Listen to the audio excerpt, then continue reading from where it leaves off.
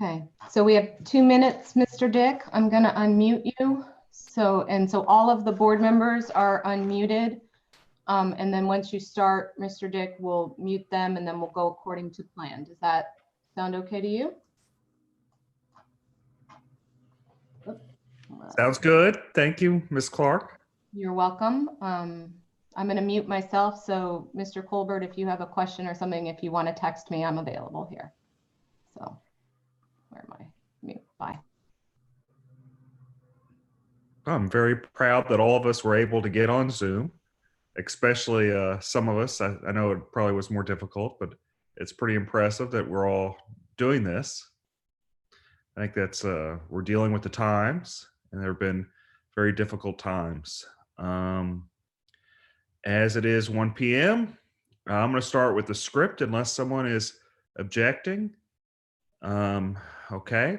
So the April 15, 2020 regular board meeting of the HCDE Board of Trustees is called to order. The time is 1 p.m. On March 16, 2020, Governor Greg Abbott granted a request by Attorney General Ken Paxton to temporarily suspend a limited number of open meeting laws to the extent necessary to allow telephonic or video conference meetings in response to the COVID-19 pandemic.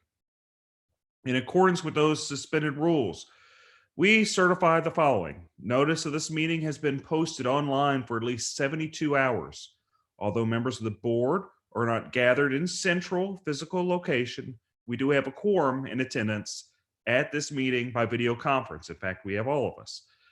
We are meeting by use of Zoom software application, which allows two-way communication and allows members of the public to both see and hear the meeting. Regarding public comment, one of the rules suspended by Governor Abbott was the statutory requirement to hold public comment at board meetings.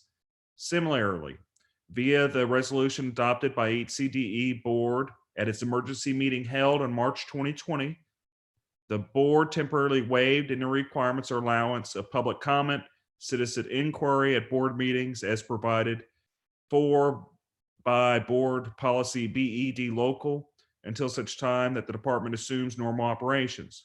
In lieu of public comment during board meetings, members of the public may submit written questions to the board via the email addresses posted on today's meeting notice. All other meeting procedures will adhere to board adopted procedures to the extent practical. A recording of this meeting is being made and will be available to the public at a later date. The software application allows for a maximum of 100 people to view and interact at a time. We apologize in advance for any unforeseeable difficulties and ask for your patience as we navigate unprecedented conditions. To ensure we have a smooth meeting today, everyone's microphones, including board members' microphones, will be automatically muted. If a board member or member of the administration has a question or would like to make a comment, I ask you, please raise your hand. I will wait until I recognize you before unmuting your microphone and speaking. Before we move on the first item of the agenda, does any board member have any questions? I don't see. Okay, I see nobody has their hand up, so I'm assuming nobody has questions. Excellent. Okay, so did we have any? Do you know if we had any emails of any public requesting emails? Any emails? Did we have any emails to recognize? I know that comes later. I was just curious. Okay. Hearing nothing, so I'm assuming none. Okay, if you would, Trustee Cantu, could you start us off with the invocation?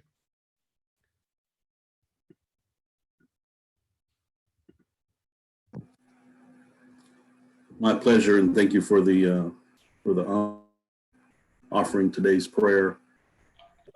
Special day for me, as it was on this day, on tax day, 13 years ago that I lost my father. And so I feel a special blessing coming down from heaven today from him. Started with the rays of sunshine this morning that I saw coming through my window. But I pray, Lord, during this time as we're concluding the Easter season, we remember your ultimate sacrifice to bring us closer to your kingdom, bring us into your kingdom, and let us be focused on, as board members, as administrators, as educators, as a community, help us to be focused on doing what's right for those who are in need, and doing what's right on behalf of the taxpayers, making sure that we invest every single dollar that we have under our jurisdiction in the most wise manner possible, so that we get every possible use out of it for the benefit of our children and our community at large. We ask blessings for all of us and all of our families and all of the greater Harris County community in this time during this pandemic. Please bring blessings of health upon our community and prosperity for our greater global community as well. We ask this in the name of your Son, Jesus Christ, our Lord. Amen. Amen. That was very well articulated, Richard. It is unprecedented times. Very, very difficult place we're at. Okay, so I'm going to start with the pledge to the American flag. I pledge. I know it's not a flag. Maybe could someone give us someone put on the screen? Maybe can we get a screen, a picture of the flag? Maybe. Is it possible? There we go. There we go. Thank you. Thank you, Danielle. Thank you, Ms. Clark. Okay. I pledge allegiance to the flag of the United States of America and to the republic for which it stands, one nation under God, indivisible, with liberty and justice for all. Excellent. And I'm going to also lead the pledge to the Texas flag. I pledge allegiance wait, hold on. Sorry. Okay. I pledge allegiance to the Texas flag.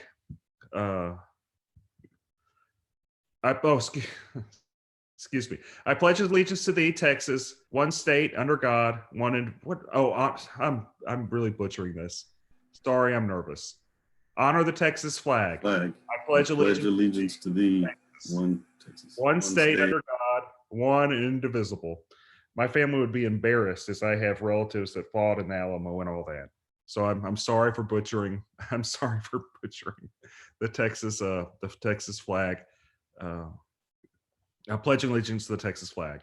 Okay, so let's go to public comment. Did we have any emails?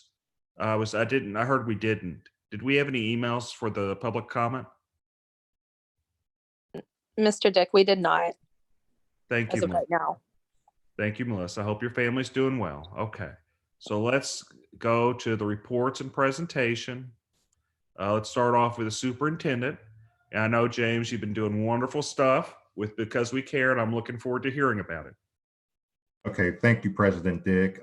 Once again, I'm happy that we got not only a quorum, but all 7 board members on Zoom. And this has become our new normal throughout the entire country. I've done Zoom, it seems like every single day. And next thing you know, I'll be Zooming my mother once this whole thing is over. So I appreciate everybody coming by. As you see on your screen, and I believe we sent out as an attachment, I have a 2-page report, with the first page being basically a template of what our response to the pandemic has looked like. On the top part of that sheet, you will see the 3 inner rings that I spoke about at our emergency board meeting, where we had 3 different segments that we wanted to address as we move forward. The first, and the inner circle, being the HCDE operations, to ensure that not only we keep the organization up and going, but we're ready to go full throttle once things get back to normal. The second ring would be our client support ring.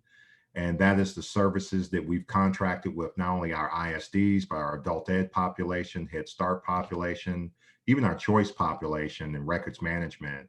We have several clients throughout the entire county, if not the state, that services need to continue to exist in some form or fashion.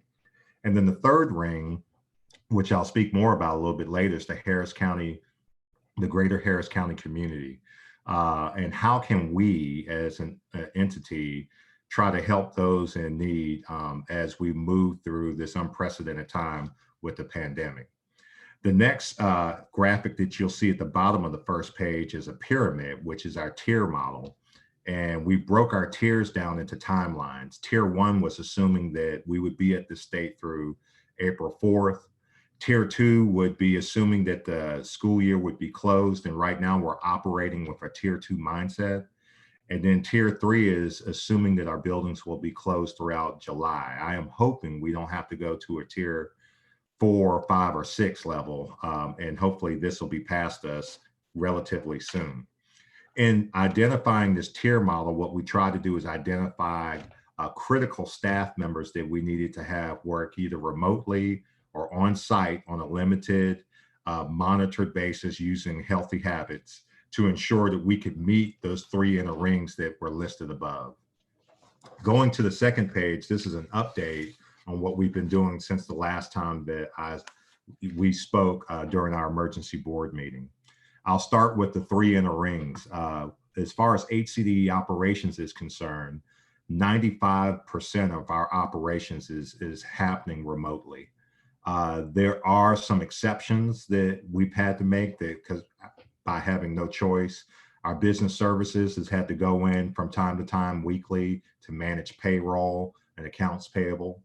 Also our human resources staff, some of them have had to go back into the building on a limited basis to handle accounts payable. Our cleaning and maintenance facilities have been ensuring that the building and all of our facilities are staying sterilized. So even when these people go onto the campuses or in the buildings, we have a schedule which they're allowed in. They have to maintain healthy habits. There's not allowed to be more than, I think business has maybe 5 at most. And then our facilities people come in behind them and clean all the areas that they were at so we can ensure that they're maintained in a sterile state. But then we've also had to reactivate some of our campuses because we need our teachers who obviously come in contact with children every single day when we were open to still be able to maintain the instructional status of those students. Dr. Mays and Mr. Parker have created a schedule where our teachers can come on campus at designated times, no more than 2 or 3. They've even got routes that they're allowed to walk. But the biggest things they need to do is be able to make copies, to hand out paper materials to our students to keep them educated, and also to get access to student files. As you know, more than 90% of the students that we work with are special ed, and their special ed files are in our filing cabinets on the campuses. And so they've still been having ARD, admission review dismissal meetings as a byproduct of some of the federal mandates associated with special ed. So they still have to have access to those files. Dr. Mays is working diligently with our staff to coordinate an opportunity where parents can come, just like they do with our food services, our Because We Care program, and essentially come onto a campus, pop their trunk. We can load instructional materials in their trunk and they'll be on their way. Also, I'd like you to know, as far as operations are concerned, that our executive leadership team has been meeting via Zoom every Monday morning at 9 a.m. We have still been having leadership team meetings, which consist of about 35 division leaders, and that's the first Tuesday of each month, and we're doing that via Zoom. As far as client support is concerned, with special schools like I spoke of earlier, our teachers and principals and administrators have been preparing instructional materials for our students. I'll be honest though and tell you, just from talking to Dr. Mays, some of our students are hard to find right now. You know, they weren't easy to get in the building when the school was open, but they're even harder to catch up with now. So that has proven to be a chore, not only for us, but for all the school districts. But we also been having a presence during ARD presentations too, ARD representation. As far as Head Start is concerned, I'll talk more about this in a second when we get to community engagement. Vanita and her crew have done a magnificent job preparing boxes, meals, coordinating lines for coordinating traffic, even for cars to show up and for us to be able to hand out meals to some of our most needy families, specifically our Head Start little ones who look forward to having 2 square meals every single day with Head Start. So we've been able to maintain that. Therapy services is continuing to be innovative and come up with ways where we can still reach out to our special needs students. That's difficult to do for physical therapy, obviously. But even on this second page, you can see there's a photo of a young lady with her dog in there. That's one of our music therapists who is basically working with some of her students via Zoom. But even the video conferencing with children have proven to have some of its drawbacks too. And some of the superintendents have been talking about that. A lot of kids don't want you to see what their house looks like.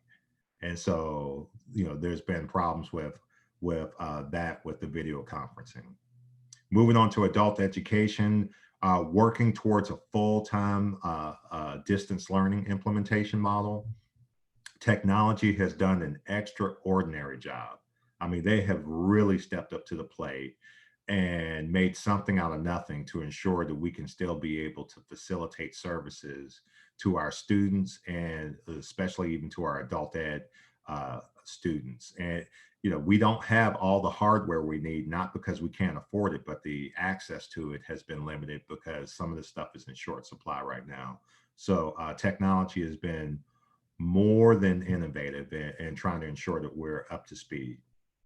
Records management, oddly enough, has been on site periodically because, as you know, we keep the records for 24 school districts, actually 23 school districts, but we also keep the records for a city hall and the county.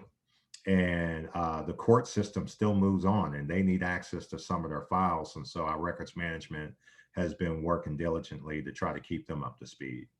And finally, our choice partners has been able to work really almost 100% remotely to keep that going, especially to our vendors who are also working with school districts at this time. The third circle, the Harris County Community Engagement, I would say that having that emergency board meeting that we had, certainly Mr. Dick putting, extraordinary creative pressure on myself to get this thing up and going has proven to be a success. The executive leadership team spent 6 hours putting together 1,300 boxes. Our Head Start folks have done an excellent job of coordinating and identifying the proper nutrition that our students need and meeting those federal guidelines. And to this point, as of last week, our Head Start folks have handed out 5,780 meals, which consist of 1,234 families. Mr. Parker informed me last week that they've had some traffic issues because a couple of sites they've had cars kind of wrapped around the block, in line to get food.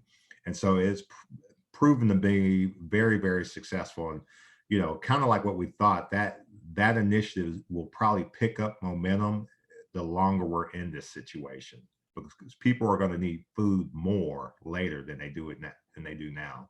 The longer folks go unemployed, the more needy they will be with the food situation. So we're in good standing with that, although some of the supplies have been challenging to get moving forward. We'll talk more about later on today, Harris County Education Foundation and the impact that it might be able to have on the community as far as the grant scholarships and sponsorships. The final thing, trustees, that I'd like to inform you, I've been on these Zoom calls. I was on 3 of them yesterday with the state and local. Yesterday, I was on a conference with 73 superintendents. And, it's starting to get stressful for school districts right now. And, I would say that their biggest challenge that I've heard that doesn't directly impact us, but certainly indirectly impacts us, is one of their biggest concerns right now is grading and how they implement grades for students remotely and whether that should be a pass-fail situation. What graduation looks like is a big issue right now. Not only how will we determine students graduate, but where's the graduation even going to be held? And so school districts are pushing back to probably a July graduation. but it looks like many school districts are preparing to do Facebook Live for graduation, some type of virtual graduation. I can't fathom that even in July, we're going to be in a point where we can allow 20,000 people to fill up NRG, to go to a Sci-Fair graduation. So school districts are being innovative. Even yesterday, they talked a little bit about an August graduation, which I don't know that that's going to work out. So that's their number one concern right now. Technology difficulties is an issue that they're having, but not in the form of hardware, more in the form of access, meaning they can get the laptops to the kids, but many of our kids don't have internet access. Many of our poor kids don't. A lot of kids, internet access has come through cell phones. They don't actually have an internet service in their house. And so school districts have found it challenging to buy these hotspots because they're difficult to find right now and to get them out. Special ed has been challenging. There's many federal guidelines that are still in place that need to be addressed as we move on with this shelter in place type of mentality, because some of these services that we've agreed to do, we as in all educators in the country, you can't implement those services when there's distance learning going on. And so we're waiting on the feds. We thought that with this recent stimulus package, they would kind of pull back on some of their federal expectations for special ed, but we're waiting for further assistance with that because that has been proven a challenge. And then, the final thing that has been a primary topic of concern is reentry process. What is it going to look like when we open schools again? And, whether it be the end of May or August or September, what will that look like? And so typically when we get to that question, it becomes overwhelming because there's too many other issues that we don't know that we have to spend more time in trying to solve. But that's really kind of the status of the school districts right now. I will tell you, yesterday's conversation was different than all the other ones I'd ever had because the issue of school districts, primarily there was one school district that identified that they were going to stay closed for the rest of the year. And that decision hadn't come down from the state or from the feds or anything yet, but essentially it was local control. They wanted to shut it down for the rest of the year. And so there was quite a bit of conversation about that. If it was based on my professional opinion, I think that we're not coming back this year. I can't see that schools will be able to be reopened April 5th or May 5th. I can't fathom how, we have large high schools in this county, how we can open up a high school with potentially 3,000 students and put them all back in the building. And we're not in a really good place, preparedness and being able to deal with that. So I would assume, and this is why I said we're kind of working in a tier 2 model, that at this point, the school year is pretty much done with. And so we need to deal with what we got and get ready for next year. That's all I have to report. President Dick, be happy to answer any questions if there are any. Okay, does anybody have any questions? I'm looking for hands. No, I do have a couple questions. Sure. First, I have a comment is I'm very happy and pleased with the work we've done with the Because We Care initiative. I think the department has gone out of its way in doing this. I think we've helped a lot of people, and I think it's been a bit of a hard time, and it's been difficult, but I think we've done, I think it's the right thing to do, and I'm glad we did it. Mm-hmm. Also, I'm going to nag on you a little bit. What I'd like to see is also we give out, if we can, disposable gloves, hand sanitizer, those disposable masks, and some type of sterilization spray. The reason being is the people that are receiving Because We Care packages are on the lowest of the socioeconomic status, and they're the most likely to be spreading this disease. And I think they need help with that in that regard. I think it's a public service with us providing them those items, because if you just look into all the reports, they're more likely to spread it. It's because they have to work, and also they don't have the money for gloves, hand sanitizer, and that type of stuff. So I'd really appreciate, and we've done a great job. I'm not criticizing. I'm just encouraging to try to find those things because I think it'd be very important that we do. Very good. I had a conversation with Mr. Parker yesterday, and he informed me that he, along with Mr. Vela, I'm sure Jeff Drury's been part of that, has been trying to identify vendors who can get us sanitizer. We didn't talk specifically about gloves, but we can do that more so later. But that's hard to find. I mean, and people are making their own hand sanitizer at this point, but duly noted, and we're on it. I have faith that y'all can find it. I have the utmost faith y'all can. We appreciate that. The other question I had that I thought was fascinating is the distance educate. We're doing the adult education via distance education. That's something new we hadn't done before, right? Yeah, I mean, obviously we've been doing direct instruction where people have been coming to us in the evenings.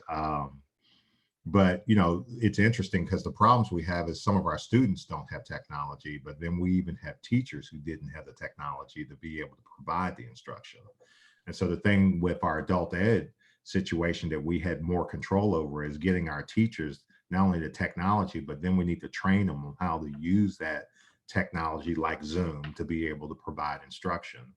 You know, Miss Ross has been doing a fantastic job with that. I haven't talked to her recently about it, but I know she's been working closely with technology to be able to go full scale distance learning. And one thing that you'll see with the school district that announced that they're going to be closed for the rest of the year, you know, one of the points that school district made was that they've already established this framework to provide instruction remotely. Why would they shut that down and send kids back to school for 3 weeks when they can just finish out the year doing that? They've got the infrastructure set up for it already, especially if you end up sending kids back to school and then you decide to pull them back again and send them back home. So I think what the new normal will look like come next year is there's going to be some form of remote learning and educating throughout the country. My son's upstairs right now taking the test at LSU, you know, and he's in Houston. And so that's happening throughout the entire country. So I think the new normal will look like that. Well, my hopes are that we continue doing remote, we continue doing distance learning education for adult education. I think that we'll be able to have more impact if we continue doing that, even after COVID. I think there's some people that aren't able to physically go to our locations. I think there's a market for it. Maybe I'm wrong, but I'd at least hope we'd look at it and consider it. Yes, sir. Okay. Don, do we have a report of the feasibility subcommittee? No report. Thank you, Don. Okay. Are there any other reports from board members concerning attendance or participation in a board or HCD related conference, event, activity, or committee, accolades for any HCDE staff member or other deserving member? I'm looking. I don't see anybody. I will note that Trustee Duhan had her daughter, and congratulations. Baby girl. And I know you're dealing with that. It's a wonderful time. It's a blessed time to have wonderful kids. I'm sure it's an absolute treat. Congratulations. Okay, let's see. Okay, now we're going to go to monthly reports by Dr. Jesus Mesqua. If you would, please take over, Dr. Jesus. Good afternoon. For the record, my name is Jesus Amezcua, and you received the financial highlights for the month of February, and we were able to finish the month of March. If you recall, we don't have a March board meeting, so that's when the February board financial statements will be made. Before I proceed, can everybody see my screen, and are you able to hear my presentation?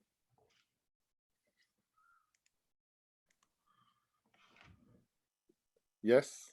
Yep. Proceed? You're good to go. Okay, thank you. So as far as financials, we're going to go over the financial statements, the budget amendment report, Our financials will be posted on our website. Our balance sheet as of March 31st, which is the 7th year of the fiscal year, we have assets of, get my glasses, 49,071,176, liabilities of 2,118,649, and fund equity of 49,071,176. Our fund balance as of March 31st, estimated at the end of the month at 46,430,237, with excess current revenues over our resources as of that time of 14,338,122. The ratios so of March, the 7th month of the year, we are at percentage of the year in terms of general fund expenditure ratio, 72%. Last year, we're at 63%. We're a little bit better. Working capital ratio, we're at 47 million, about $1 million more than we were exactly a year ago. Unassigned fund balance ratio, we're at 43%, about 5% more than a year ago. Our debt to income ratio holds steady at 6%. Our efficient ratio for tax revenue to total tax is at 36%, about 4% better than a year ago. Our indirect cost ratio, again, holding steady at 2%. Our revenue growth indicator, we're at 24% for the year versus last year at the same time, we're at 22%. And then our fee growth revenue, it's at 2%, a little bit down from a year ago. We had budgeted 4% for the year. Our budget activity, our revenues year to date, it is important to note that we've billed and received 77% of our revenue as of March, or 58% of the year. Year to date, we are at 57% when we take into account the special revenue and the grants overall. So, but the general fund, we're at 77% of the revenue collected. In terms of expenditures, we're at 51%, so it's a little bit below what the expenditures total are for the year. And so overall, we're at 53% when it comes to budget to actual spend as of the 7th month of the year. Donations received for the month of March were 10,341, of which all 3 of them were for Head Start, Children's Museum, Parks and Rec, and then also some carpet mat that we received, a total of 10,341 in-kind totals. The values, this chart indicates that our values are at 481,493,582 dollars. We started the year at 483 billion. That was our projection back in September, and we're not quite going to make the 483 billion threshold, but we're probably going to get to 482 billion, just about $1 billion slightly under what the projection was. The majority of the protests have been certified, but we're still going to probably fall a little bit short from where we started in September. When we look at the collections, and this is a very important chart now because we've collected 95.6% of our taxes. Year to date, we've collected 23,227,219, and we still have $1,058,093 to collect. Now, the Harris County Tax Office is not open. They're just collecting payments over the mail and over the online. I projected that we're probably going to collect about half of that, but we're not going to make the entire budget of $24,285,000. The delinquent taxes, we projected $152,000. Again, some of the refunds that we had to do because of the values changes. So we're not going to collect $150,000. In fact, we're negative $72,496 in terms of delinquent taxes. Penalty and interest has gone up in terms of collections, $104,000. So that helps a little bit to offset some of the delinquent tax. Payments to the tax office have been Year to date, $479,004, and the HCAT fees are $131,028. This is the collections for the year, 95.6. A year ago, we were at 96.4. So we're a little bit about less than 1% below where we were a year ago. But remember, we also have a little bit bigger levy to collect. So so it's still running within the threshold of we were a year ago. Disbursements for the month of March were made, and the majority of these were checks and transactions and ACHs that have been made for the month of March that have been made online. I'd like to mention that our staff, our business staff, accounts payable, has done an outstanding job to automate 98% of its processes. Everything gets reviewed, approved online, and just the checks actually get printed on a Friday, and then they get mailed.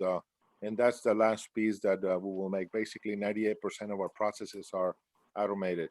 So 3.4 million. All the checks are presented and posted on our website, and so a listing of those will be uploaded to our website for the public to see. Segment data for some of our divisions. Educator certification, 305,952 variance, negative variance. Records management, 86,337. Keep in mind that records management, the close of the year happens right at the beginning of the month. So sometimes because we have to close early in the month, we don't get to capture all the billing. So that will correct in the following couple months. So we should be even in the records management area. School-based therapy, minus 928,101. Again, it is intended to be subsidized. We've billed already 5.6 million, and we're still pending to bill another 4 million to the rest of the year. A lot of that extra 4 million will be dependent on what we're able to bill through distance learning and through other means. Schools, we're at 484,401. And now notice that this is a positive. What that means is that our schools are contracted with us, and we bill at the beginning of the semester for the fall and the spring. So we've billed 100% to the schools because those are seats that they purchase. And so whether we are open or not, those are completely billed at this point in time. And so we'll project that we're going to have a positive variance at the end of the year. Choice Partners continues on the same pace, 1,956,808 benefit variance. We're at a 58% benefit variance on Choice Partners as of the 7th month of the year. Budget amendments there's two major budget amendments. The first one is from Choice Partners, $500,000 to reflect expenditures with a program with the foundation, and there's an additional agenda item that's included in today's agenda that is related to this budget amendment. The next one is creating a budget for COVID-19 emergency purchases, Category B purchases that will be reimbursed by FEMA, also food distributions, and so we are looking at establishing a $1.5 million for setting aside those monies. We haven't spent nearly the amount of 1.5 million, but however, at the end of this, we may have to reclassify some expenditures to be able to meet that requirement and be able to submit, because we are spending due to address the emergency purchase. So one of the things that I have been in discussions with our Head Start program, we will be receiving a Head Start grant for COVID-19 to get ready our Head Start program. And so a lot of that, about $1 million of that, will be Head Start reimbursement through the Health and Human Services. And about the other $500,000 will be identified as FEMA reimbursement. So practically the entire $1.5 million is projected to be to be reimbursed to Department of Education in order to deal with the emergency. In terms of our grants, some of our grants changed in the middle of the year in terms of they are overlapping in between fiscal years. We just received the Head Start program reallocation. And so in order to make sure that we stay within our budget allocation, we have to adjust what we thought we were going to receive or what we already received and spent. And so we made adjustments for the Head Start program and the disaster recovery budget for COVID-19. So those items are reflective to adjust our grants so that we can continue through the rest of the year.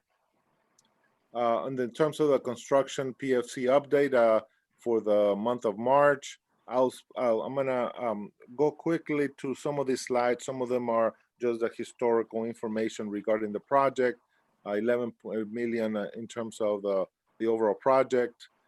Here you have all the expenditures by month. We've spent 11,024,668, and we've earned interest of 483,602. Keep in mind that the PFC bond yield is 168. Now, while we had set aside some interest to send back to the IRS because of arbitrage, because some of the recent interest rate reductions, we may actually reduce that number down. If you look at the last two numbers, February 2020, we've only earned $811 and $479 in terms of the current rate. So there's going to be a reduction in what we're able to return back to the IRS because the rates were lowered. We still have approximately $2,426,287.75 from the PFC. And a lot of that includes retainage that has been set aside for the construction contract and also some payables that we have still pending. Here you have a list of all our payments dating back to 2016. And so a total of all our payments are 11,024,667. We have retainage that we haven't paid our contractor yet because we haven't accepted the ABS project just yet of 429,990. And so here is just another information regarding each of the years of what makes up the dollar amount for what's available in the PFC fund. Mr. Vela has mentioned that we're just waiting to complete the project, and so we will be waiting to get a completion, and that would have to be approved by the board so that we can release the retainage. Educational Foundation update as of March 31st. We have assets of 89,126. Same thing as we had a month ago. Our foundation update, we have expenditures dealing with after school program, EcoBot, and other operating expenditures.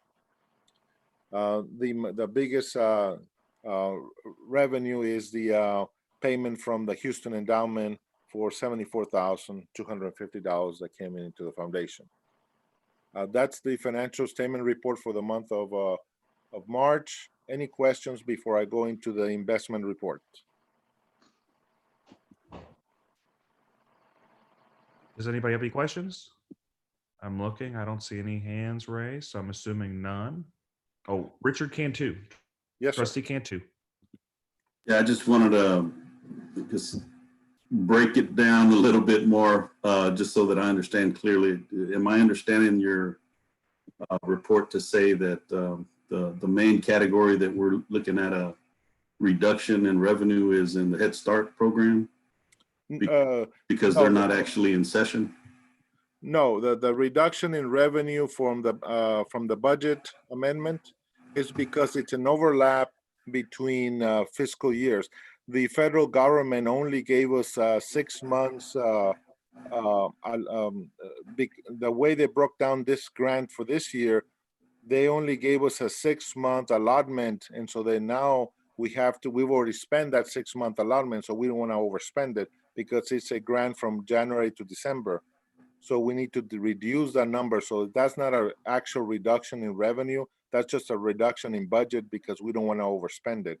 That $6.2 million for Head Start program operation has already been spent in the first 6 months of the year. And so we're just reducing it so that we can look at what the rest of the year are for the Head Start program.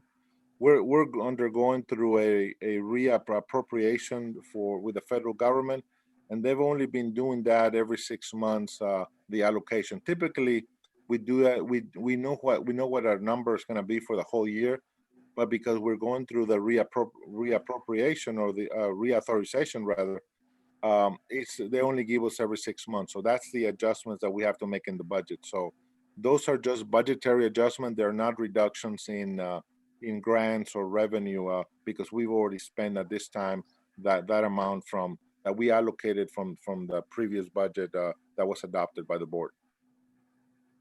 Okay, and I guess a follow-up, you would bear with me.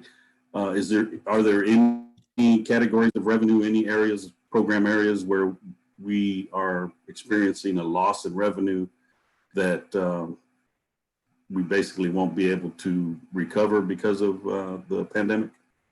There are probably going to be about 2 or 3 items. A little bit of the tax.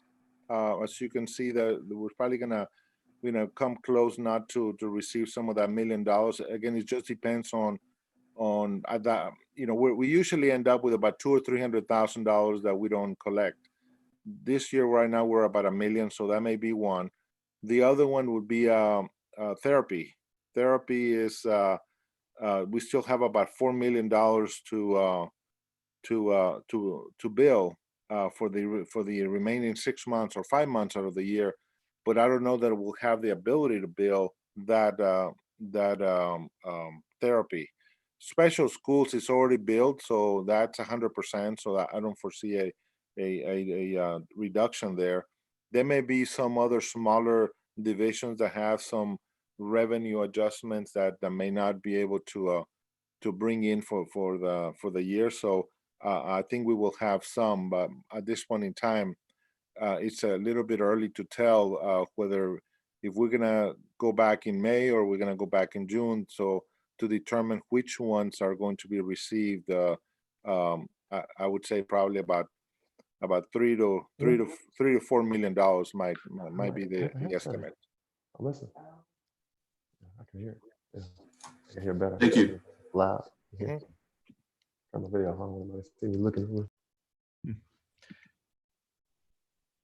Okay. Are there any more questions? Do I see any more hands up? Any more questions? Oh, Trustee Summers, please.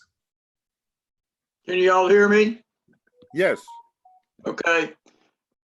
In regard to the therapy decline in revenue, wouldn't there be an equal or close to equal decline in the expense?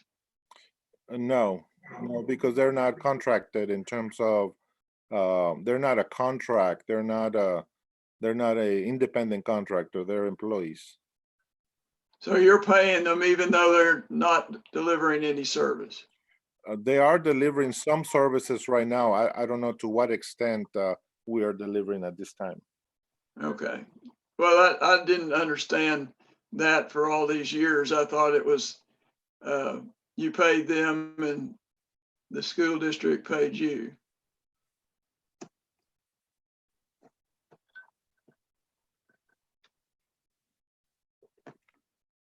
Can you still hear me? Yes. So Okay. yeah. So we bill, but our employees provide a service, and then we identify the services, and then we bill the school districts. So those are the contracts that we have with the school districts. Now the question is, are we going to bill to the extent that we normally do during the summer months and the spring months, and probably it's not going to be to 100%, there may be some, but I don't know to the extent that we'll be able to bill. I know that there are some activities going, but I don't know how much of that is billable to the client. So we'll have to make that assessment as we go here in the next month. Okay, one more question. Mhm. When do these therapist contracts end?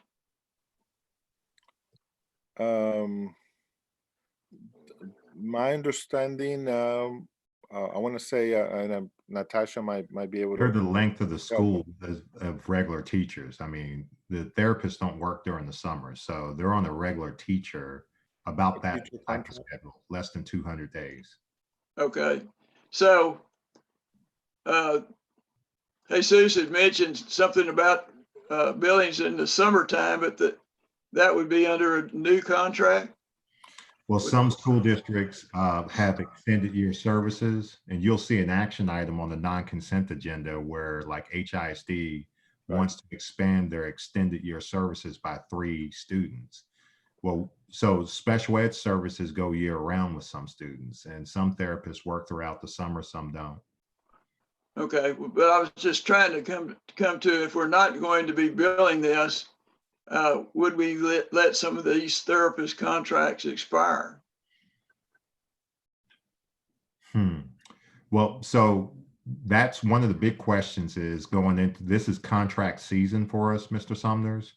And so this is typically when we go out to the ISDs for school districts to renew their contract for the next school year. And I was just having a conversation with Dr. Mays last week that I'm curious to see, some of these contracts are no brainers, and we've had relationship with these school districts for a very long time. So it'll be interesting to see whether school districts feel safe in establishing new contracts going into the 2021 school year, not knowing when school will actually open. There's no question that they rely on the services that we provide, but I could see in their mind, they'd be wondering when those services would be needed if school's not open in August. So right now we're in a wait and see model with that because this is the season and we're just now starting those rounds. But I need to know that information as soon as possible as we prepare for our budget moving forward, because we need to know how to budget those things appropriately. I just received the text from Mr. Parker, and they're expecting to bill 75% of the revenue. So that is a good news that will have some loss in revenue, but we're also looking at relief fund to try to see if some of those expenses might be able to be applicable for us to be able to participate. So we're talking to also the county and TEA to see if there's a possibility for us to be able to participate in a relief fund for Harris County Department of Ed. Okay, I'm done. Okay, are there any other questions? Okay, seeing no more, please continue, Dr. Thank you. The investment report for the month, we have our investments are 47,955,309. General fund and HCDE and all the other funds are 45,529 and 21, and the PFC 2,426,288. From about a couple months ago, I mentioned that we were going to move a lot of our monies between the different pools to make sure we achieve diversification. We have Tech Start at 17%, Tech School at 25%, Lone Star at 28%, Texas Class at 24%, and Chase Bank at 6%. So that pie will look a lot like that moving forward, so that we can make sure that not one of the pools has the large amount of the cash. All our funds are in the PFC are in tax pool per our contract, and so we have our Bank of Texas as well. So they're all earning interest and collateralized. Our investment portfolio from a year ago, we have a minus 15% from a year ago, and that's primarily because we've used the money from the PFC, which is our PFC funds of 8.2 million. So overall, our portfolio is now at 47,955,309. All of our funds are cash overnight, and we've earned 314,466. And also in the PFC, we've earned 58,730. We're earning 1.34 versus the benchmark of 0.085. As you can see here, in the month of March, the Fed reduced rates, and so now we're earning less than 1% in our portfolio, where we were earning 1 to 2% consistently since a year ago. So here are rates, and see if the month of February we were talking about 1.5% more or less. Between March, now they went down to 1%, and now they're going down now to 0.5464, or about 0.5% interest rate. So our interest earnings are also going to take a hit. We have projected about 300,000. We've made that already in the budget, but we're not gonna, we were hopefully trying to see if we can go beyond 300,000 in terms of interest earnings. We're probably gonna meet the budget, but we're not gonna maximize it as we thought we would be able to get additional revenue. And that's primarily because of the interest rates. I foresee these interest rates are gonna be with us for a while, because the economy is gonna demand some liquidity in the economy. So we're probably gonna stay in the under 1%. That's our investment report for the month, and any questions that you may have on the investment report. Do any fellow trustees have any questions? I'm looking. I see none.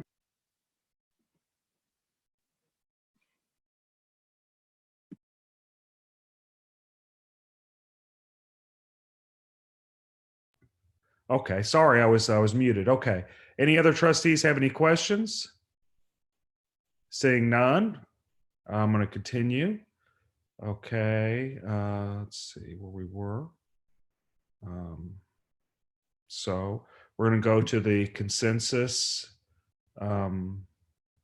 We start with the consensus. Do we have non-consensus? Okay, we're going to start with the consensus.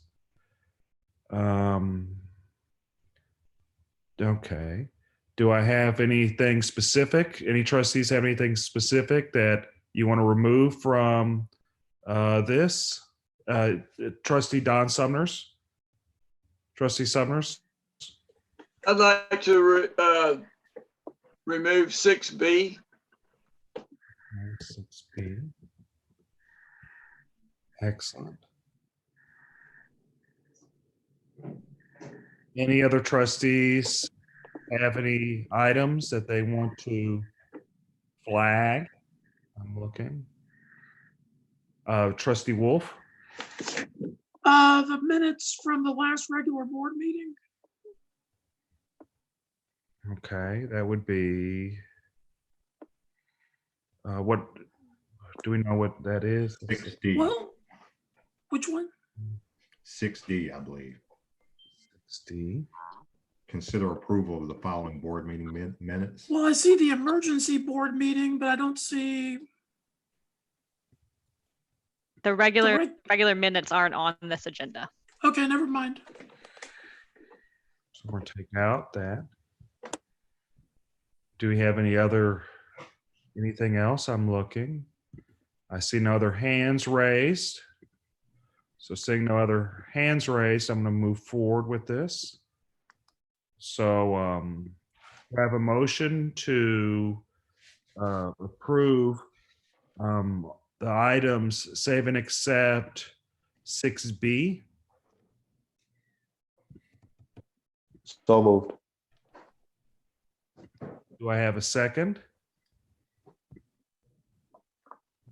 Seconded. Okay. Um, Sarah, are you able to notate the people that are making the motion and seconding it, or do I have to recognize them? I believe that at least for this one, I got it. I believe that trustee Norris made the motion and trustee Duhan seconded. Are you guys, I guess you should ask for any questions and then I can do the roll call vote. Absolutely. Okay, now that we have a motion and it's seconded, is there any discussion on it? And I see Christy Wolf, you want to discuss? No? No. No.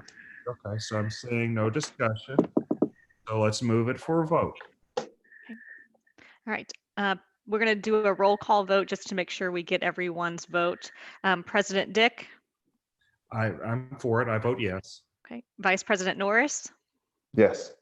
Trustee Cantu. Okay.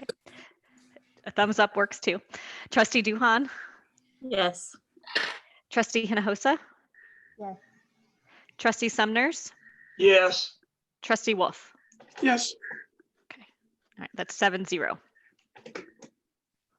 That's excellent. We got something unanimous. Okay. So we're going through, we're going to look at 6B of the consensus agenda. Scroll down. Hold on. Okay. Oh, where is 6B? Can we put it on? It's at the Dave, top. could you put it on the maybe you It's the do. monthly budget amendment report. Okay. It's at the very top. The very top, I'm sorry. Oh yeah, it is. Okay. So do I have a motion for the monthly budget amendment report? So moved. Do I have a second? Second. Okay. Do we have trustee Norris did the second? Thanks. There. Do we have any discussion? Can you all hear me? Yes. Yes, trustee Summers. Please continue. I was wondering why the $1,500,000 budget appropriation didn't appear as an agenda item.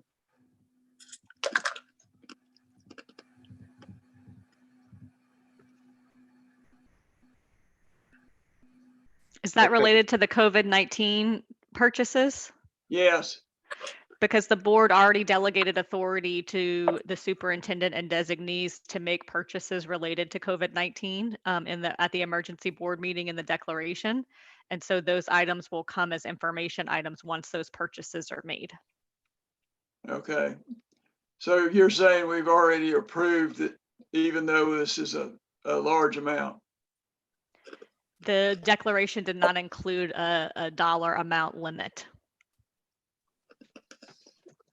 Okay. Or delegation rather, sorry. Any other questions or concerns? Seeing none, I'm going to pass it to you, Sarah, to do the roll call. Sure. Thank you, President Dick. Okay, President Dick, your vote? Yes. Okay. Vice President Norris? Yes. Trustee Cantu? Yes. Trustee Duhan? Yes. Trustee Hinojosa? Yes. Trustee Sumners? Yes. Trustee Wolf? Yes. Okay, 7-0. The motion passes 7-0. Well, that's good news. Okay. So we must scroll down. And we're going to go to the non-consensus agenda.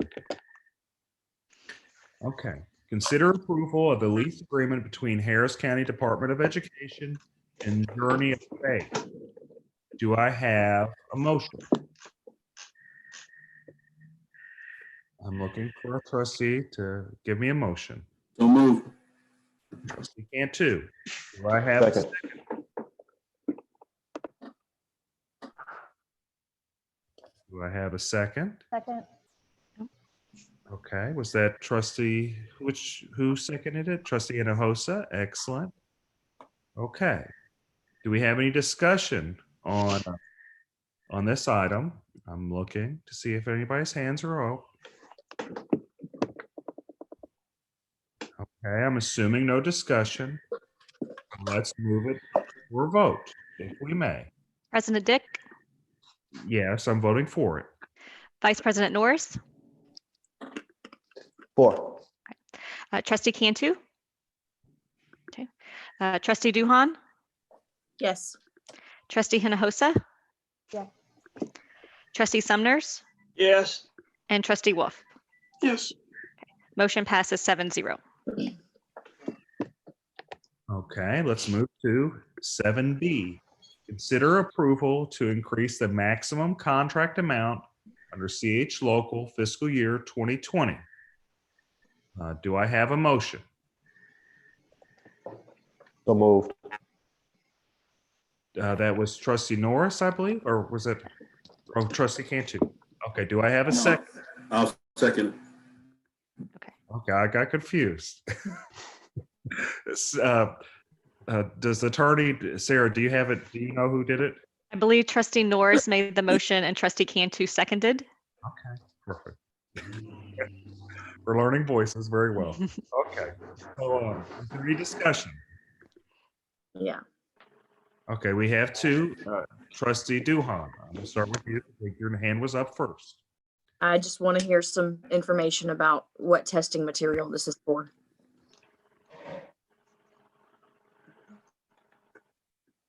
Danielle, can you unmute Ms. Ross so she can speak on that? Yes, she's been unmuted.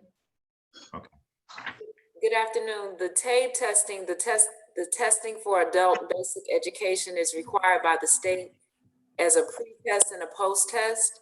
And due to the number of registrants that we're considering taking in for the remainder of the year, we'll need additional testing material.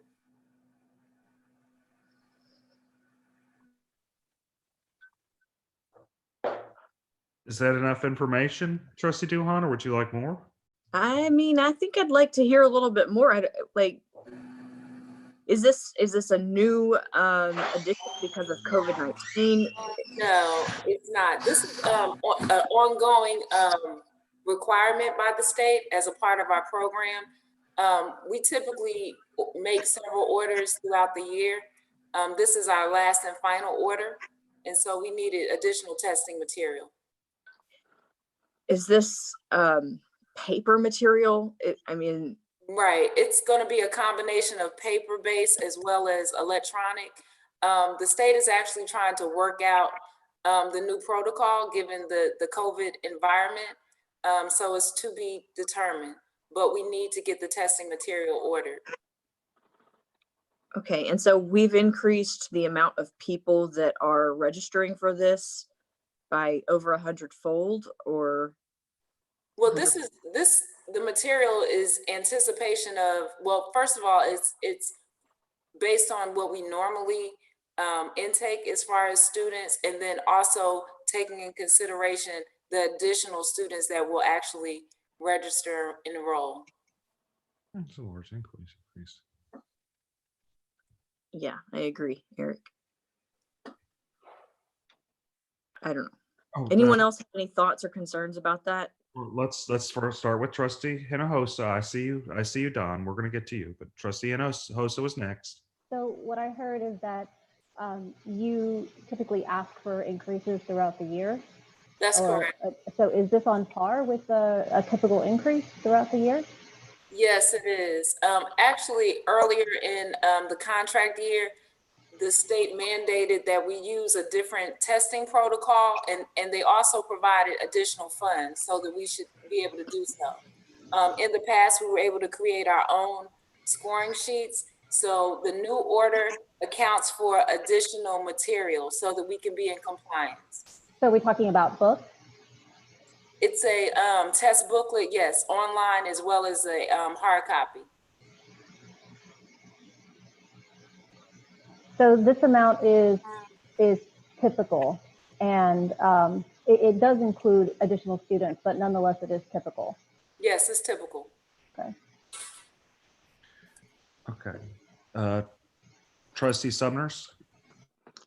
Okay, I'm still confused. Are we going to have additional students for the balance of this year?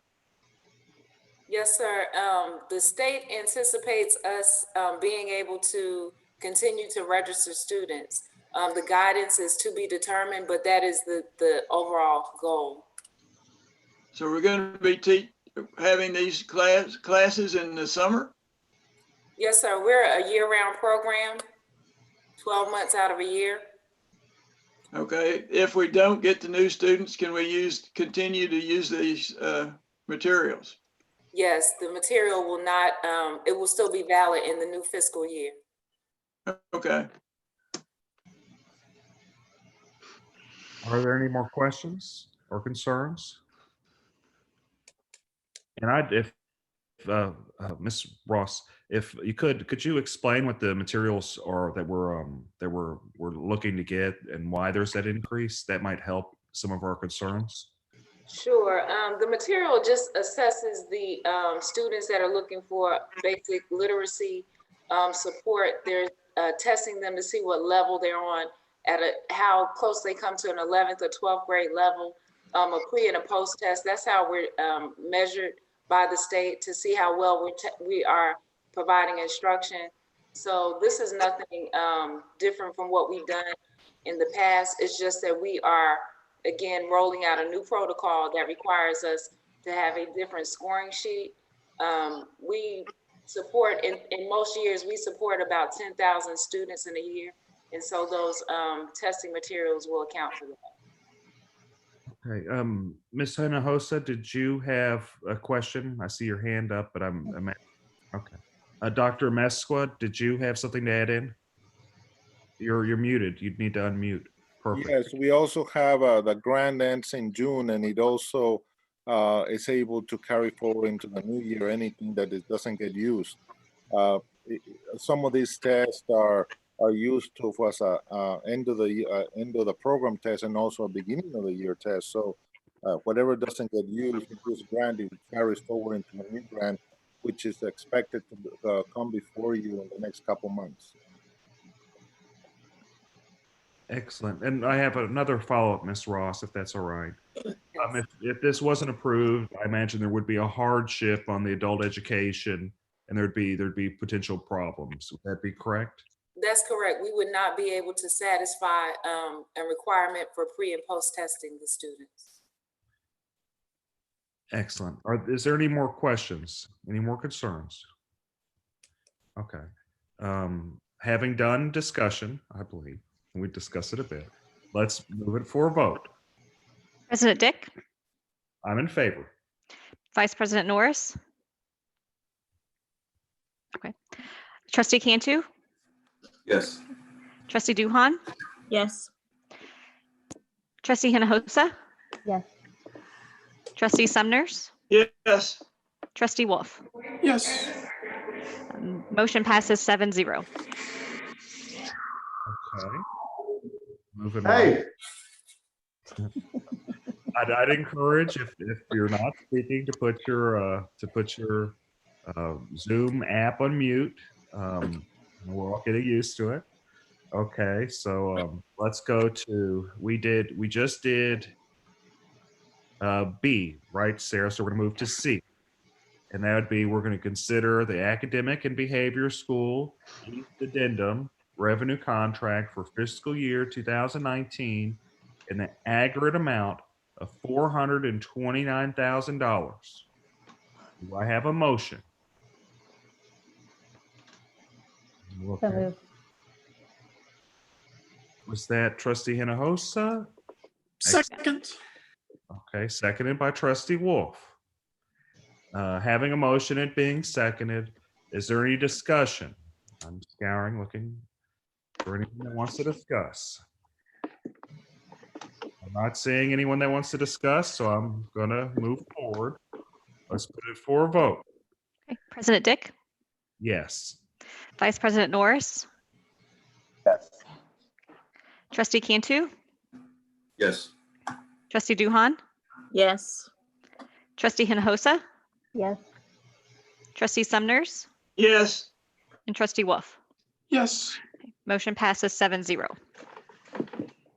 We're going to continue moving to D.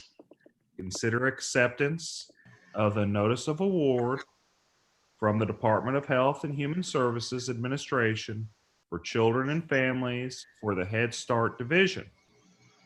Do I have a motion? So moved. Trustee Duhan, do I have a second? Second. Second. I think that was, who seconded it? There were two of us. Who seconded it before you, Mike? Danny. Okay, Danny Norris. excellent. So Trustee Norris seconded it. Okay, is there any discussion? Looking for hands. So I'm assuming no discussion.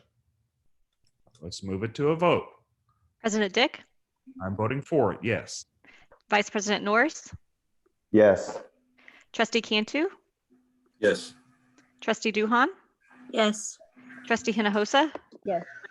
Trustee Sumners, Yes. Trustee Wolf. Yes. Motion passes 7-0. Okay, so let's move. I believe we are on E. Okay. Consider adoption of resolution concerning emergency administration leave with pay. Do I have a motion? So moved. Was that Trustee Hinojosa? Yes. Second. Trustee Wolf seconded it. Do we have any discussion? Trustee Sumners, did I see your hand up? Can we get an explanation of this? Where these people actually would have been, these people been at the school had it not been the flood from the broken water main? Yes, Trustee Sumners, I don't know if you remember back, this is when the water main broke by the administration building. And ultimately, I made the decision to send some folks home early because we didn't have any running water in the building. There was the toilets couldn't flush. There was no way for people to wash their hands. And it happened early in the day. So we had to make a decision to let people go. So this is actually retroactive to that incident. And because we didn't have a March board meeting, is how it board meeting. James, are these people that wouldn't have been paid anyway? Some of them, not everybody in the building are on contract. So some of our folks were at-will employees who were getting hourly wages.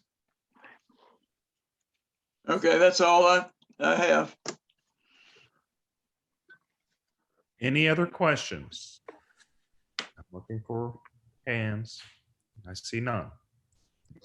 Having a motion and being seconded, let's move it for a vote.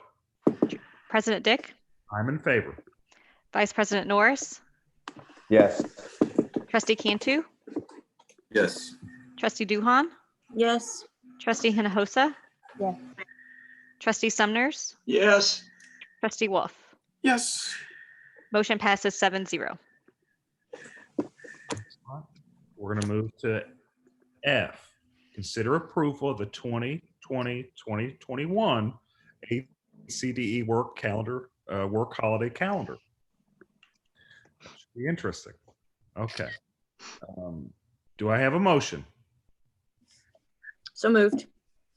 Trustee Duhan. Se- Do I have a second? Second. Trustee Norris. Is there any discussion?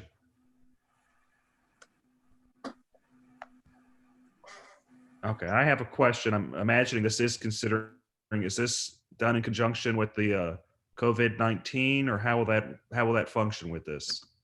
President Dick, that's an excellent question. This was the original calendar that we were planning on bringing forward. We understand that there may be some modifications that need to be made to this calendar moving forward based on the end result of COVID-19. So ultimately, all of our calendars are made and coincide with the bulk of the school districts. So our spring break and Christmas break will align with theirs. But if there's modifications or tweaking to the calendar, we can easily bring it back later for an amendment. So I understand we're just doing the best we can. I got that. I understand. Any other discussion? See, did you raise your hand, Trustee Wolf? Did I see that? No? Okay. Let's move it for a vote, having motion and seconded. President Dick, I'm voting in favor, yes. Vice President Norris, Yes. Trustee Cantu, Yes. Trustee Duhan, Yes. Trustee Hinojosa, Yes. Trustee Sumners, Yes. Trustee Wolf. Yes. Motion passes 7-0. Okay, we're gonna go to G. Consider approval of the adult education part-time teacher pay schedule. Do I have a motion? So moved. So moved. Second. Okay, so I had a motion by Trustee Hinojosa and a second by Trustee Wolf. Is there any discussion?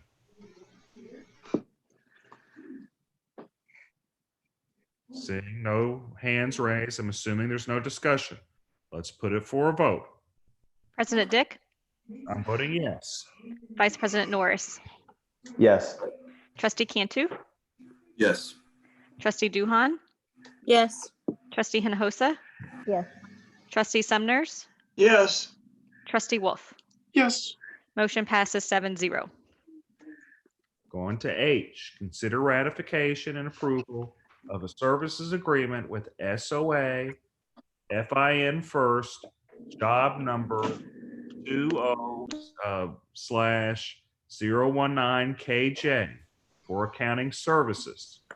Do I have a motion? So moved. Second. Excellent. So that was Trustee Hinojosa making the motion, Trustee Norris making the second. Do we have any discussion?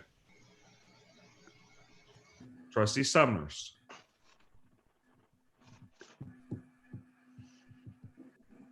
Can someone explain to me how this is working? That this is the Stafford ISD, and that's not one of our regular school districts. Yes, we continue to provide accounting services and technical services to Stafford Municipal School District. I'm part of that, but I also have a contractor there at the school district, and so we bill the school district for all these services.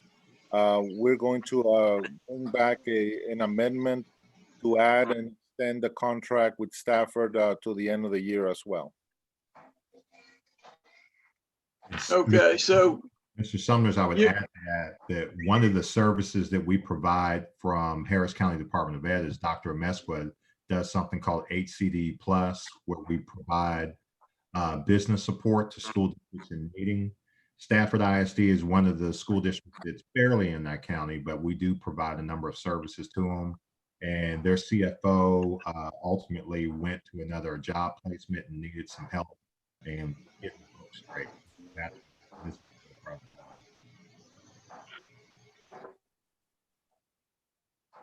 okay, is SOA the contractor? Yes, Is that just a person? a person. It's a DBA. That's all my questions. Any other trustees have questions or concerns? I don't see any hands raised. So having none, let's move it for a vote. President Dick, Yes. Vice President Norris, Yes. Trustee Cantu, Yes. Trustee Duhan, Yes. Trustee Hinojosa, Yes. Trustee Sumners, Yes. Trustee Wolf. Yes. Motion passes 7-0. We're gonna move to I. Consider waiving HCDE policy DN local regarding appraisals and delegating authority to the superintendent. Do I have a motion? So moved. Trustee Hinojosa, do I have a second? Second. Trustee Norris. Is there any discussion? Yes. Okay, Trustee Duhan. I just want to hear from James a little bit about this, what exactly we're looking at. So what's happening throughout the entire state of Texas is this is the season when we do teacher appraisals, and that's difficult to do when we've been off of campuses so long. Mandated by the state, we have to spend a specific number of minutes sitting in and observing teacher instruction, and that's almost impossible to do when we're working remotely. So not only do we need a waiver for the next item to be a waiver specifically for the teachers, but we're also going to apply for a waiver with non-certified teachers because we don't have an opportunity to do that. Now, how we do that yet, we haven't determined exactly how we're going to do that yet. I've had some conversations with Ms. Pruitt, our director of HR, and we'll come up with a way where we can fairly do that.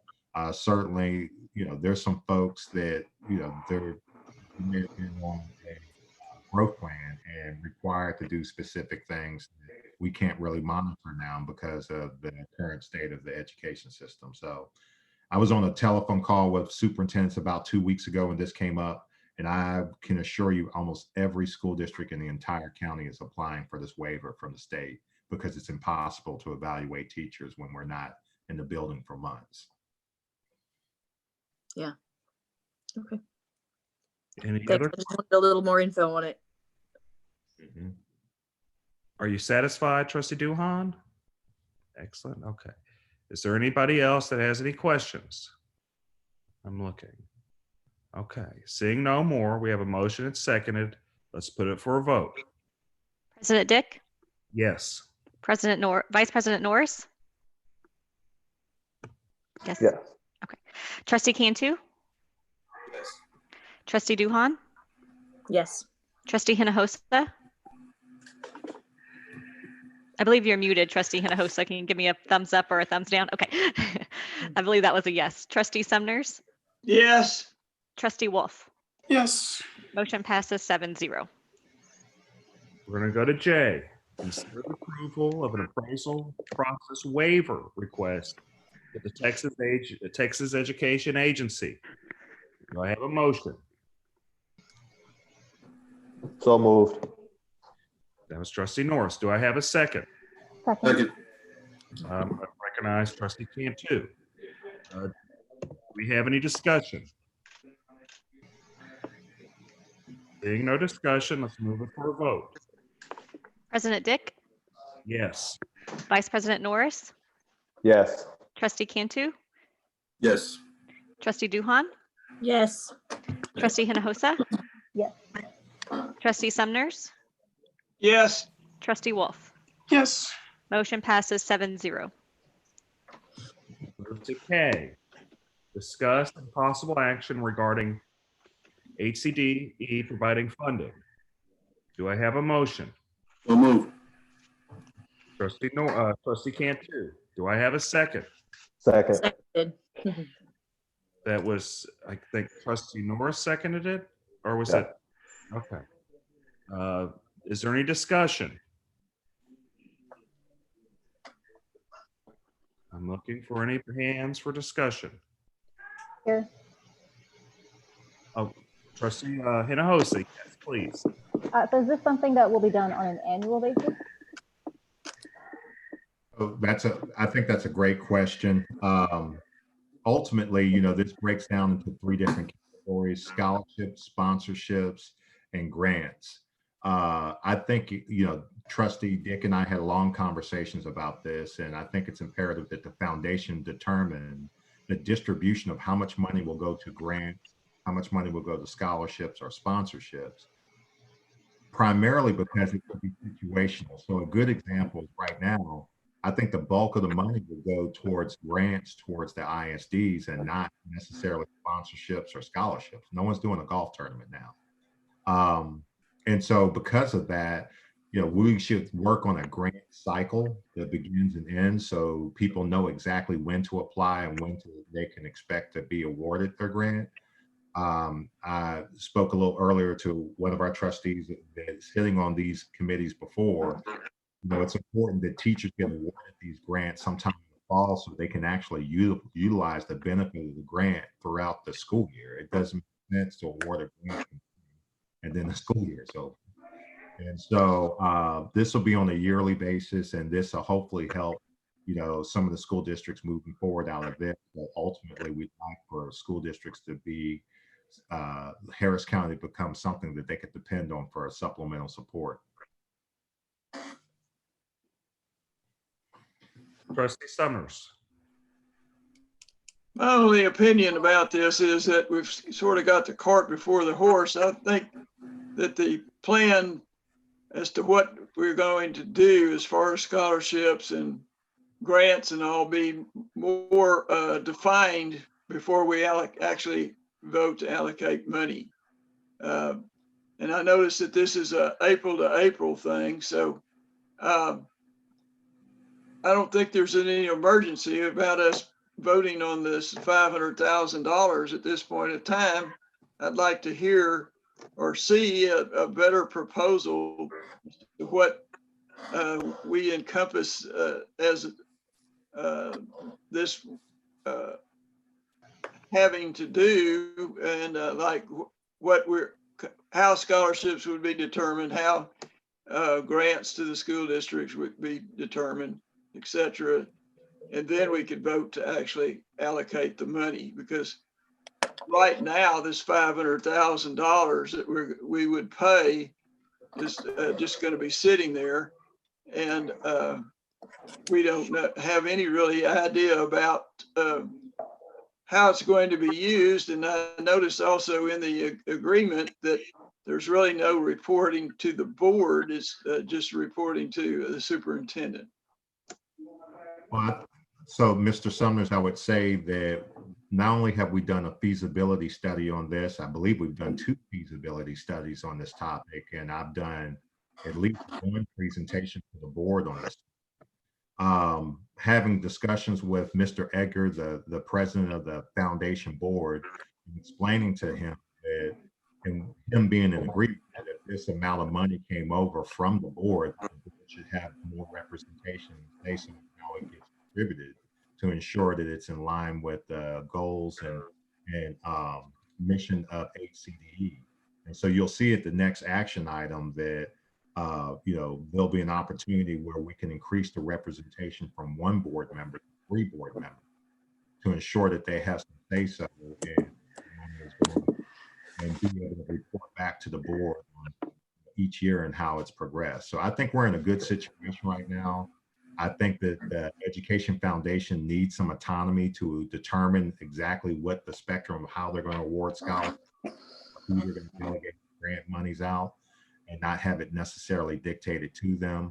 And that's the reason why I think it's probably better to have 3 board members on this. So that will happen along with myself and Ms. Bartz. So I think we're in a good position with that right now, assuming that these 2 things get passed.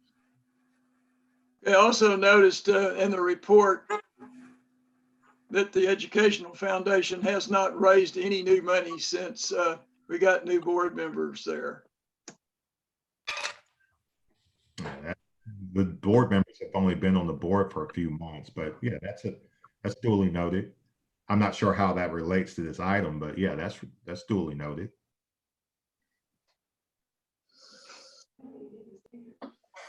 Any other? Trustee Norris? Yeah, so Superintendent Colbert, as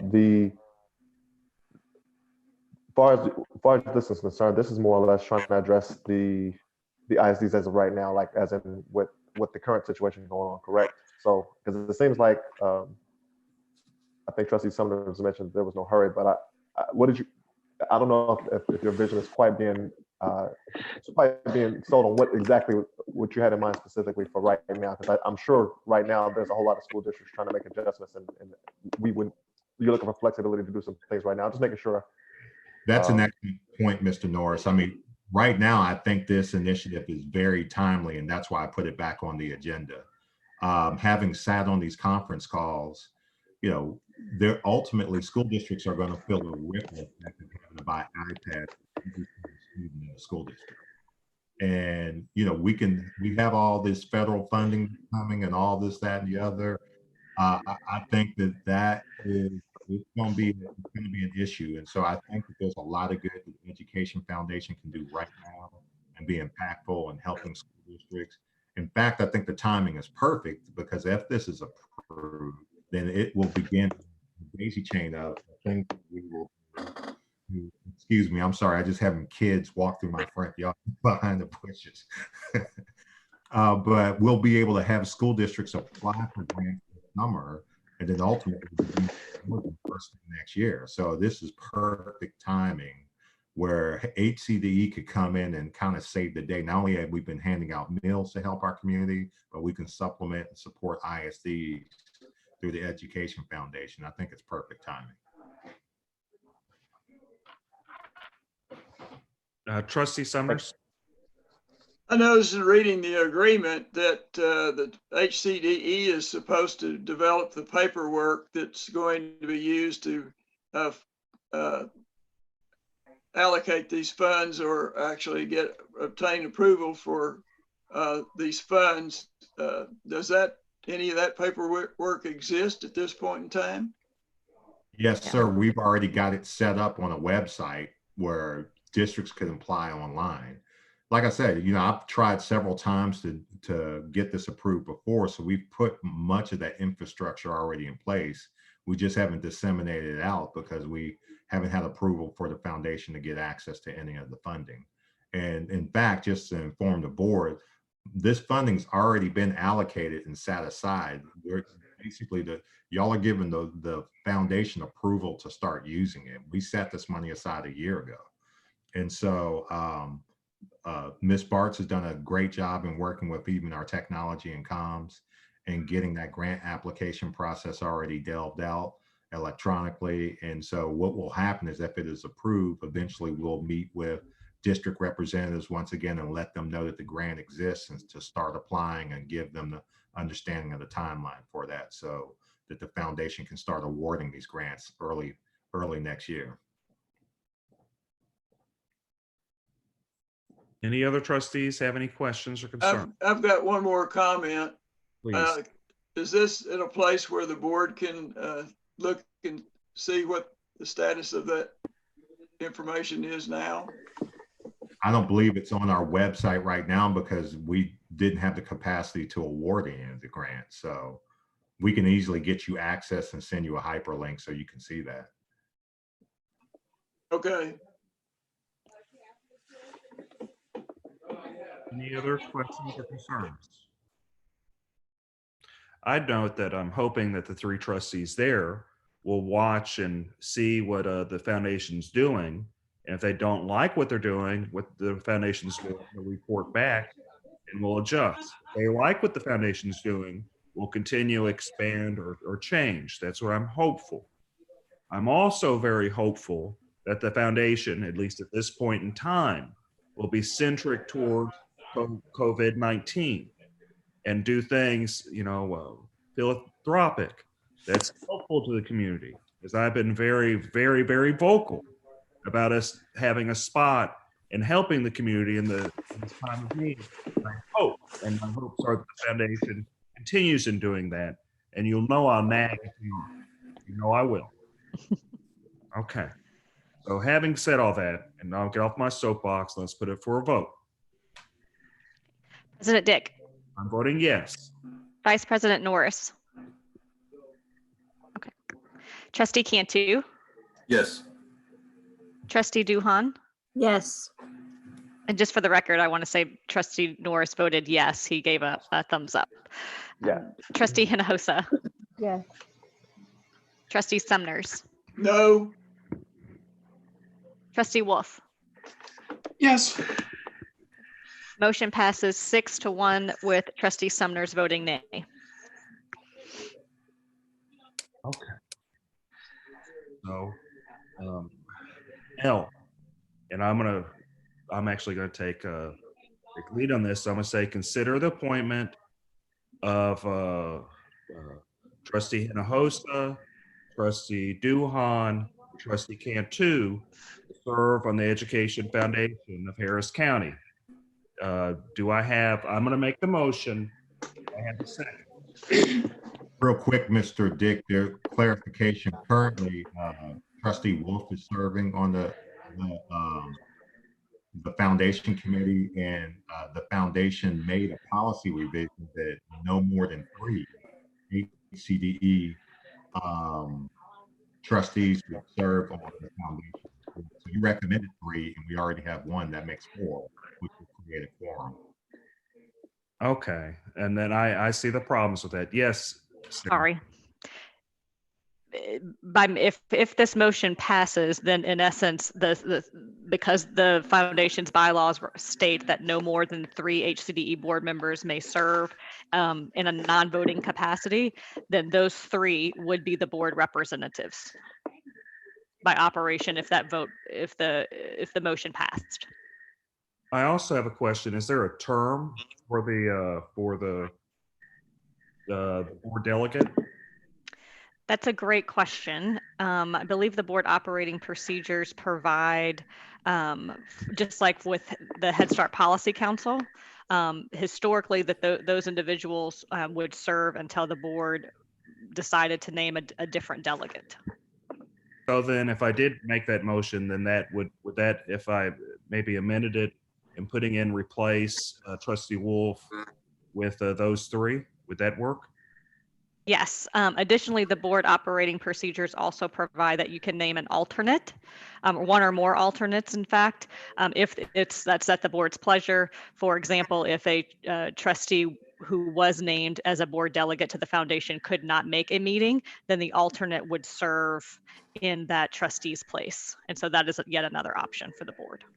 I understand the alternate, but what I'm asking is, so does the trustee serve until the board changes it, or does the trustee serve indefinitely? If you give me 1 second, I can check the board operating procedures. I will say in practice, what has occurred, at least over the past 10 years, is that the board delegate continues to serve until the board decides otherwise. So the board can replace is what my understanding is. Right. But I can tell you exactly with the board operating procedures in 1 second.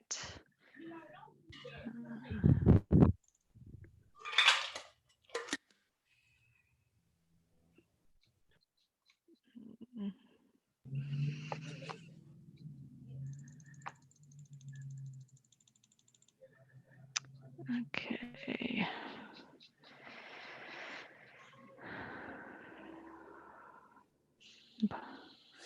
The board operating procedures just say that the board shall appoint members to serve as board delegates to the Education Foundation of Harris County, Head Start Policy Council, and the PFC, but does not give a time frame for the length of the term. So in other words, the board member will serve as a delegate for indefinitely until the Board of Trustees votes to name someone different.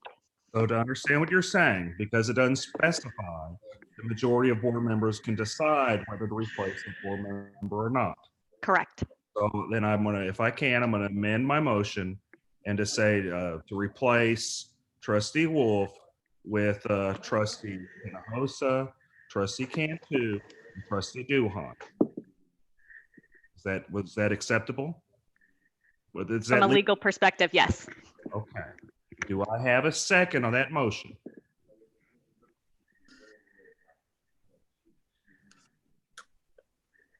Do I have a second? Second. Okay. Trustee Hinojosa, we have a second. Okay. Is there any discussion? I know I kind of pushed it. Is there any discussion? Any trustees have any questions or concerns? See no question. Trustee Cantu. I'd like to offer a friendly amendment to your motion, if I may. Seeing that Trustee Wolf is currently serving in his last year of his term, I would offer a friendly amendment that he continue to serve until the end of the year, and then I would step in his position on the foundation board once the term is up. I believe that's reasonable. I'm happy to do that. If Ms. Hinojosa would be willing to do that as far as a second. Yes. Okay. think that's very reasonable. Can we do that, Sarah? Yes, sir, that's acceptable. Okay. Is there any other discussion? Seeing no other discussion, let's put it for a vote. Okay, President Dick, Yes. Vice President Norris, Yes. Trustee Cantu, Yes. Trustee Duhan, Yes. Trustee Hinojosa, Yes. Trustee Sumners, No. Trustee Wolf. Yes. Motion passes 6-1. And just for the record, the motion that was passed was to replace Trustee Wolf with Trustee Hinojosa, Trustees Hinojosa, Duhan, and Cantu or as board delegates to the Education Foundation of Harris County, with a friendly amendment that Trustee Wolf will continue to serve as a board delegate through the end of 2020, and then Trustee Cantu would step in and serve as the board delegate.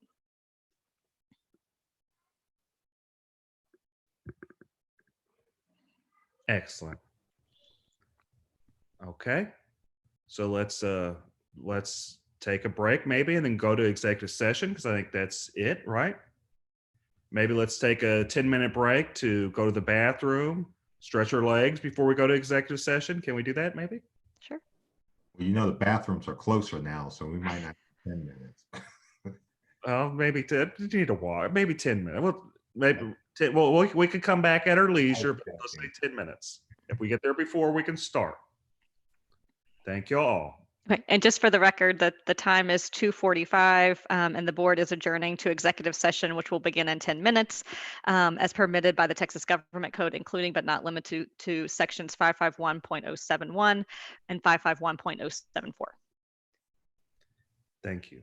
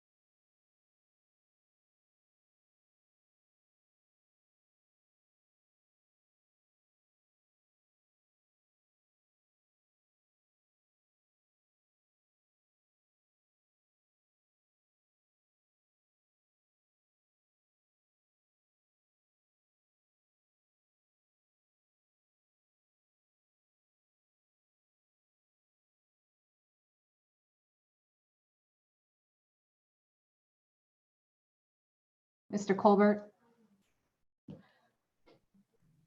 Yeah.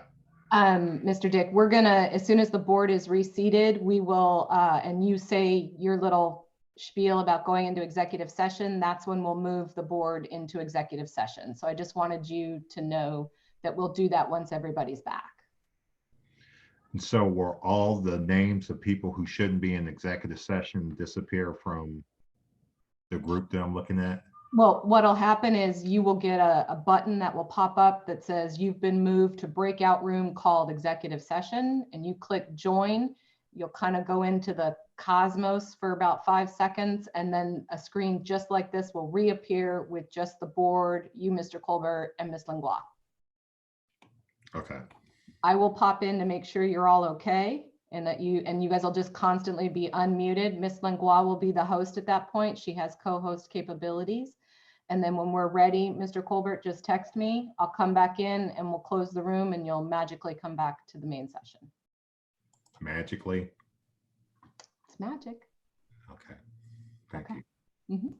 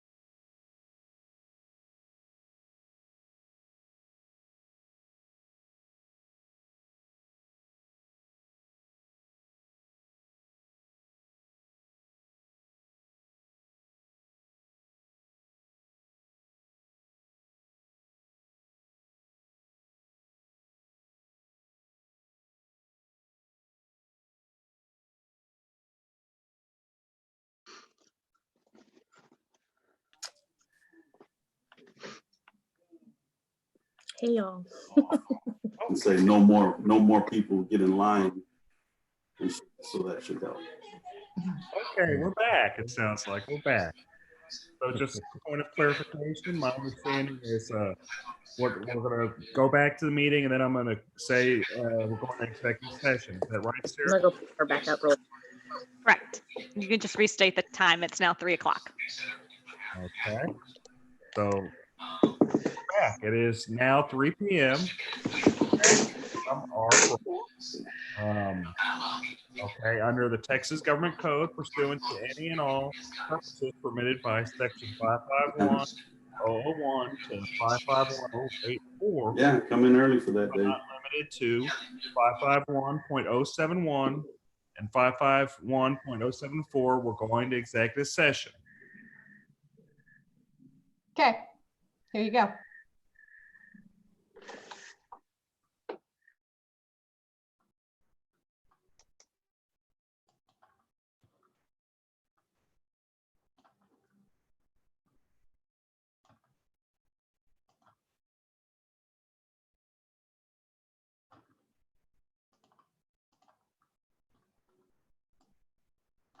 Did it